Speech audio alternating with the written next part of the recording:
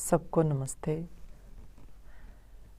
प्रकृति के बंधन से व्यक्ति के किस प्रकार से छूटे और छूटकर वह त्रिगुणातीत अवस्था को प्राप्त करके मोक्ष को कैसे प्राप्त करे, ये चर्चा हमने की। अब एक प्रश्न और उपस्थित हो जाता है कि ये जो उपदेश दिया जा रहा है ये अर्जुन को योगेश्वर श्री कृष्ण दे रहे हैं और योगेश्वर श्री कृष्ण को पता है कि अर्जुन की त्रिगुणातीत की स्थिति नहीं है, तो किस प्रकार से उसको प्रकृति के बंधन से छुड़ाए।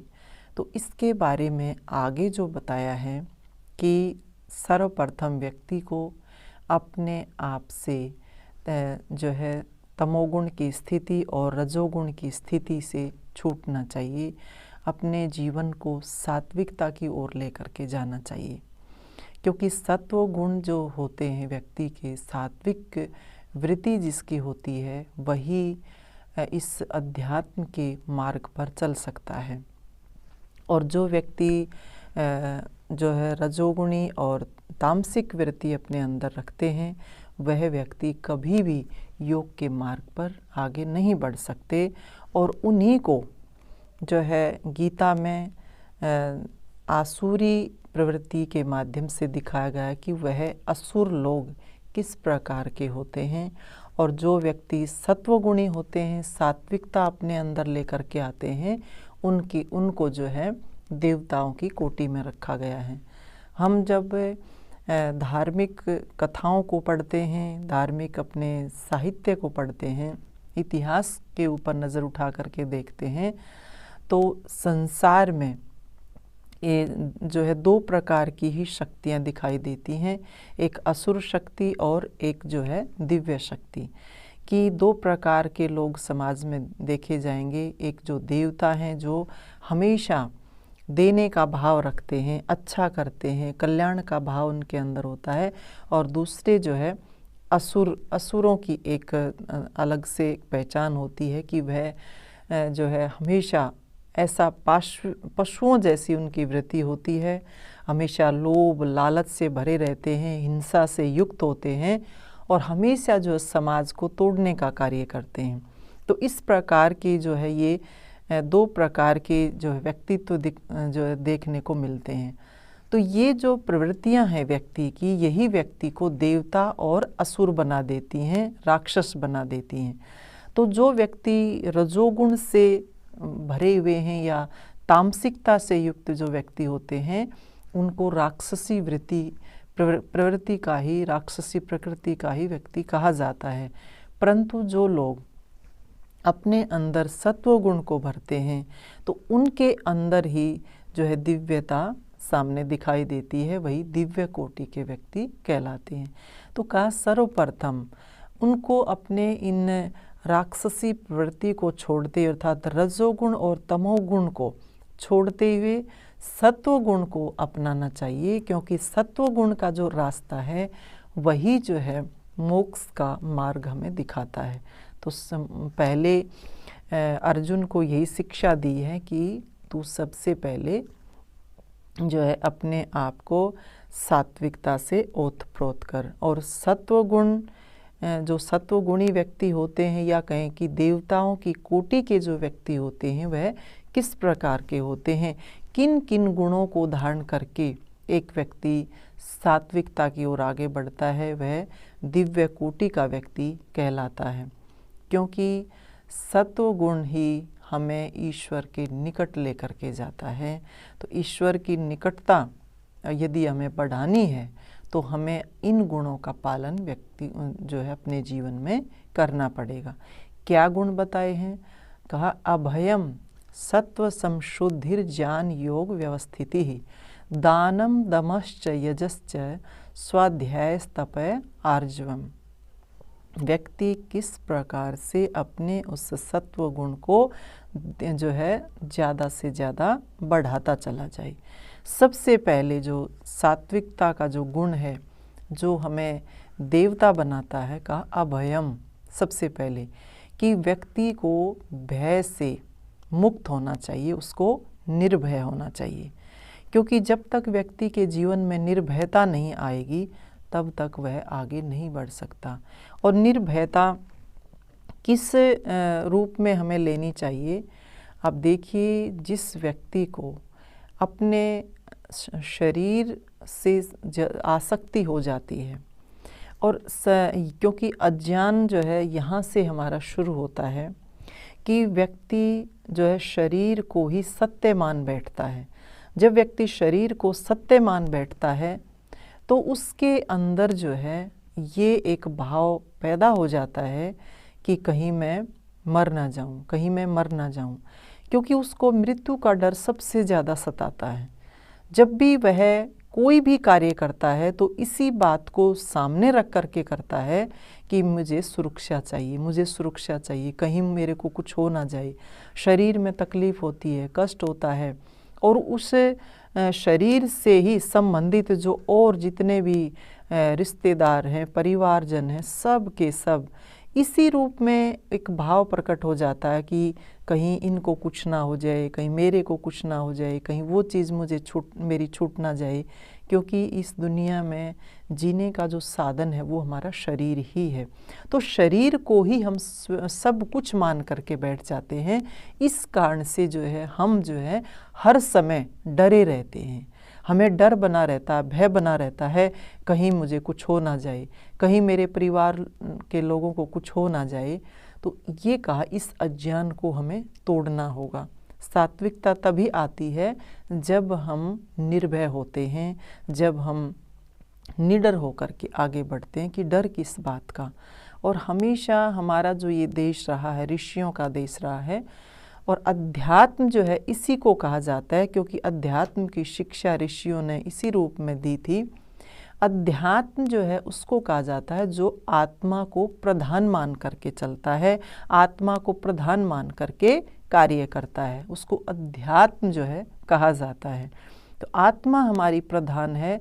तो इस भाव से जब हम आगे बढ़ते हैं तो हमें कभी भी किसी भी प्रकार का डर जो है वो सताता नहीं है, क्योंकि सबसे आखिरी जो अंतिम जो भय होता है वो शरीर के नष्ट होने का ही होता है। और शरीर नष्ट हो जाता है, हम आत्मा है, शरीर अलग है, तो हम आत्मा कभी भी जो है नष्ट नहीं हो सकते। तो कहा हमें निर्भय होकर के चलना है। अगला बताया अंतःकरण की शुद्धि, सत्व संशुद्धि। अंतःकरण हमारा शुद्ध होना चाहिए, पवित्र होना चाहिए। तो अंतःकरण की पवित्रता, हमारे चित्त की पवित्रता बहुत ही आवश्यक है, क्योंकि यदि अंतःकरण की शुद्धि नहीं होगी तो हम जो है इसी प्रकार से विचलित होते रहेंगे। क्योंकि अशुद्धि कब आएगी? हमारे अंदर अशुद्धि तभी आती है जब हम किसी के प्रति विकार पैदा करते हैं। और जब विकार पैदा करेंगे तो हम जो है स्वयं में स्थित कभी नहीं हो सकते, यानी उस शांति को प्राप्त नहीं कर सकते। तो का अंतःकरण की शुद्धि हमारे अंदर जो है होनी चाहिए, इसी के लिए हमें प्रयासरत रहना चाहिए। तीसरा बताया कि सत्व गुण को बढ़ाने के लिए और हम क्या करें? का ज्ञान योग, ज्ञान पूर्वक हमें कर्म करना चाहिए, ज्ञान पूर्वक कर्म करते हुए आगे बढ़ना चाहिए। हम कर्म करते हैं सारा दिन, हम कहते हैं कि हम तो बहुत मेहनत करते हैं, बहुत मेहनत करते हैं, परंतु जो व्यक्ति ये नहीं देखता कि हम जो कर्म कर रहे हैं वो किस लिए कर रहे हैं, क्या पाने के लिए कर रहे हैं, तो जब तक कर्म करने के पीछे हमारा ज्ञान शुद्ध नहीं होगा, हम किसी भी बात को लेकर के स्पष्ट नहीं होंगे, तो हम चाहे कितनी भी मेहनत करें वो हमारी सफल नहीं होती। कहा ज्ञान पूर्वक कर्म हमें करना चाहिए। पहले सोचें, समझें, विचार करें, उसके बाद हम कर्म करें। अगला बताया कि हमें दान देना चाहिए, देने का भाव हमें सीखना चाहिए, लेने का भाव नहीं। क्योंकि जो देवता कोटि के जो व्यक्ति होते हैं ना, जो सत्वगुणी जो व्यक्ति होते हैं, उनके अंदर देने का भाव ना हो तो वो फिर कैसा देवता होगा? देवता, देव शब्द ही अपने आप में ऐसा है जो देता रहता है। जो भी कुछ हमारे पास है वो देने का भाव जो है हमारे अंदर होना चाहिए। और साथ हो इदं न मम, कि मेरा तो कुछ है ही नहीं, जो भी कुछ है उस परमपिता परमात्मा का ही तो है। तो देंगे तभी तो हम लेंगे। सृष्टि का नियम है गिव एंड टेक, पहले दें उसके बाद ही कुछ मिलेगा। देने के ऊपर तो हमारा अधिकार है कि हम दे रहे हैं, कुछ अच्छा दे रहे हैं और देना भी अच्छा ही चाहिए। तो ले क्या रहे हैं, जैसा दिया है वैसा ही हमें प्राप्त होता है। आगे बताया कि इंद्रियों को हमें संयमित रखना चाहिए। इंद्रियों को संयमित रखने का भाव यही है कि जो जो कार्य हम इनसे ले रहे हैं, चाहे देखने का है, सुनने का है, चखने का है, सूंघने का है, स्पर्श का है, या बोलने का है, जो है करने का, तो जो हमारी ज्ञानेंद्रियां हैं, कर्म इंद्रियां हैं, कहाँ इनको हमें संयमित करके चलना चाहिए। इनका दुरुपयोग नहीं, इनका सदुपयोग हमें करना आना चाहिए। देख रहे हैं, क्या देख रहे हैं, ये सोचना बहुत आवश्यक है। अच्छा देखेंगे तो हमें अच्छा ही मिलेगा। तो इंद्रियों में किसी भी प्रकार की हलचल ना हो, चंचलता ना हो, तो कहा हमें अपनी इंद्रियों पे संयम करके चलना चाहिए। आगे बताया है कि परोपकार की भावना से कर्म करना चाहिए।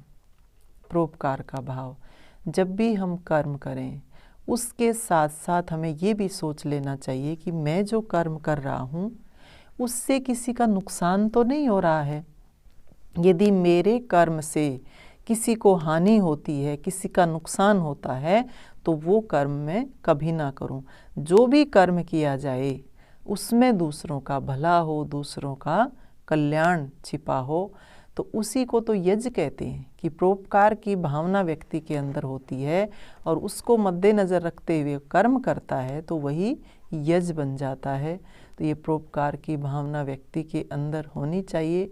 अगला बताया कि धर्म ग्रंथों का अध्ययन व जो है स्वाध्याय जिसको कहते हैं, कि जो धार्मिक पुस्तकें हैं जो हमें हमारे उस लक्ष्य की ओर लेकर के जाती हैं, ईश्वर की ओर हमें लेकर के जाती हैं। और दूसरा स्वाध्याय का कि स्वयं का अध्ययन हमें करना चाहिए।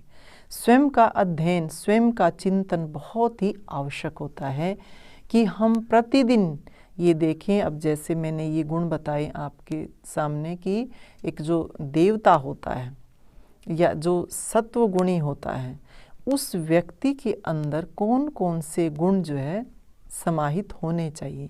तो इन गुणों को हम रोज रोज प्रतिदिन आत्मचिंतन में लेकर के आएँ कि आज किस गुण का पालन किया है, कितना ये बड़ा है, कितना घटा है, कौन सा काम अच्छा किया, कौन सा बुरा किया।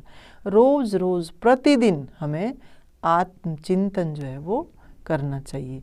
तो आगे बताया सुख व दुख, जो जितने भी द्वंद्व हैं, प्रकृति के द्वंद्व हैं, क्योंकि प्रकृति जो है वो द्वंद्वात्मक है।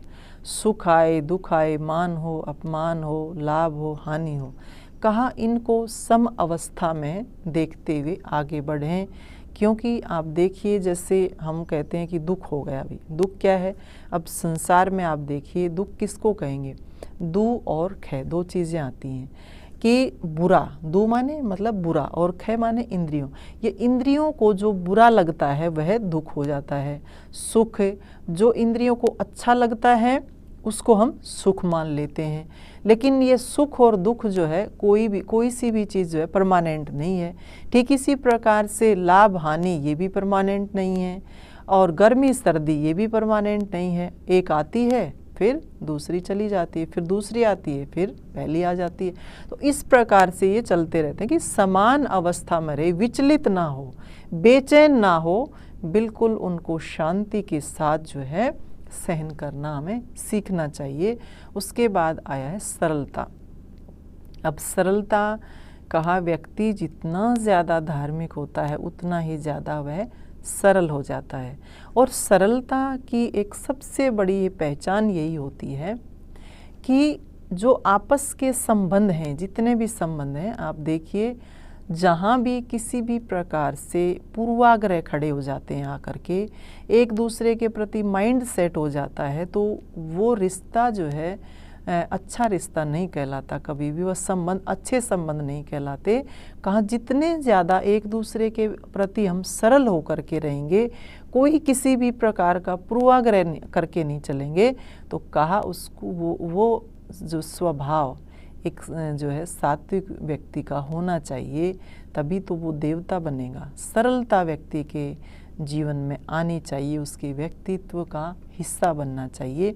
तो ये कुछ गुण जो है ये बताए कि जो देवता कोटि के जो लोग होते हैं, जो एक सात्विकता से जो ओतप्रोत होते हैं, उन व्यक्तियों के अंदर ये गुण समाहित होते हैं। इन्हीं के लिए हमें प्रयासरत रहना चाहिए, क्योंकि ये जो गुण मैंने बताए हैं, इन्हीं में वह ईश्वरीय शक्ति जो है समाई हुई है। ईश्वर की कृपा जो है इन्हीं गुणों के माध्यम से हमें प्राप्त होगी। जितना ज़्यादा हम इनका पालन करेंगे, उस परम पिता परमात्मा की कृपा के पात्र हम बनते चले जाएंगे। परमात्मा का आशीर्वाद, उनकी जो है प्रेरणा हमारे जीवन में सदैव काम करती रहेगी। इनका पालन करना बहुत ही आवश्यक है, क्योंकि हम जितने ज़्यादा दूसरे प्रकार के व्यवहार करते हैं, इनके विपरीत व्यवहार करते हैं, तो उससे क्या होता है, हम दोबारा से उस प्रकृति की तरफ दौड़ते चले जाते हैं। प्रकृति जो है वो अपने पास में फंसा लेती है, और वह सीधा रास्ता हमारा अंधकार का रास्ता है। प्रकाश की ओर जाना है तो हमें इन गुणों को अपने जीवन में अपनाना ही होगा, इन्हीं का प्रतिदिन हमें अभ्यास करना होगा। तो ये कुछ गुणों के बारे में मैंने बताया है। आगे के श्लोक जो है इसी प्रकार से कि सत्वगुणी व्यक्ति के अंदर क्या क्या गुण और होने चाहिए और आगे चर्चा करेंगे। इन शुभकामनाओं के साथ आप सबका धन्यवाद। सबको नमस्ते।